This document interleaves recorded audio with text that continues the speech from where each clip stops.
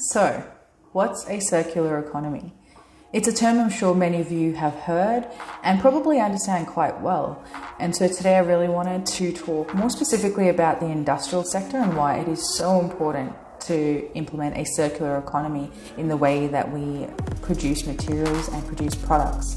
And so traditionally we've viewed our manufacturing processes quite linearly.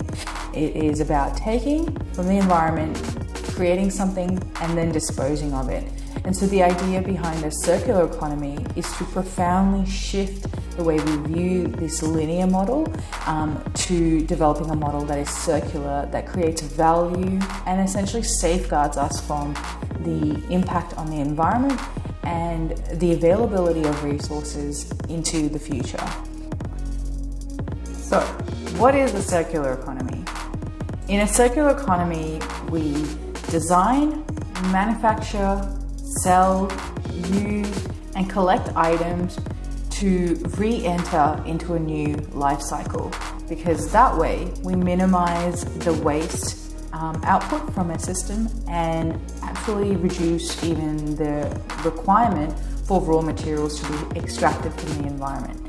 And the idea is that it closely mimics the way nature operates, because this is often found that in nature there are various systems that are actually quite circular in their natural way of occurring, such as mushrooms. Mushrooms are a really incredible example. So I'm going to link in a really great publication coming out of Utrecht University, and it really talks about mushrooms in its entirety and how the production of mushrooms is a very circular process. So obviously we take out the great mushrooms for, well, when I say great, the good and useful mushrooms for food and medicine, but then the not so good looking mushrooms for animal feed. And the waste products from that process go off to be used in biochar and biofuel and also enzymes for other manufacturing processes. And essentially that waste further then gets used for composting, that's been put back into the agricultural process to create biomass and feed for farming animals, and back out to mushroom substrates, which are then used to grow more mushrooms. And so the whole cycle is actually beautifully circular, and it's a perfect example of how humans have taken a natural process, which is the growth of mushrooms out in nature, and the way they provide food for the animals, decompose, regenerate trees, and therefore go back into a cycle of growth of the mushrooms.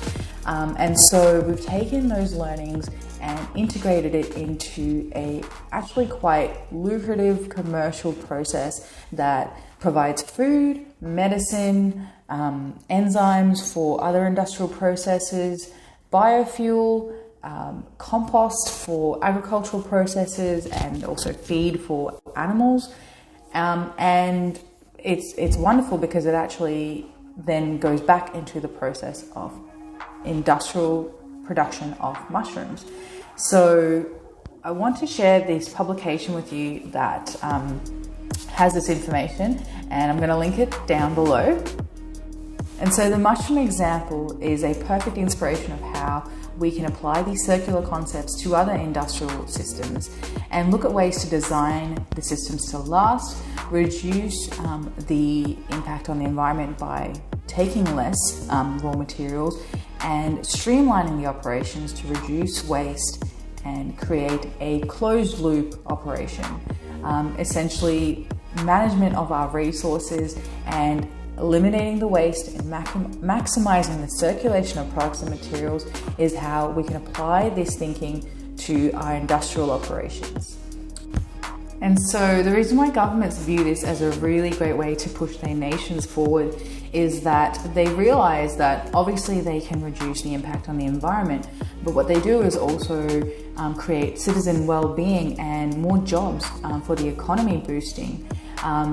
And ultimately, through reducing dependency on resources around them, so the raw materials from nature, they can free up those raw materials to continue to grow for the future availability of those materials.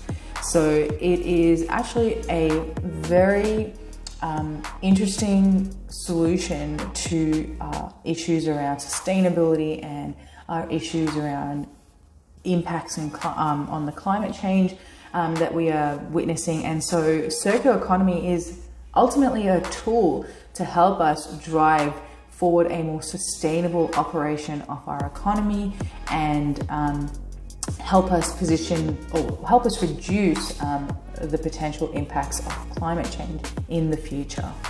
And so I am so happy that I could share some information with you and also some of my opinions on circular economy. And I would love to hear what your thoughts are on circular economy and what your business might be doing in that space, or even what you might be doing at a very individual level in your own life.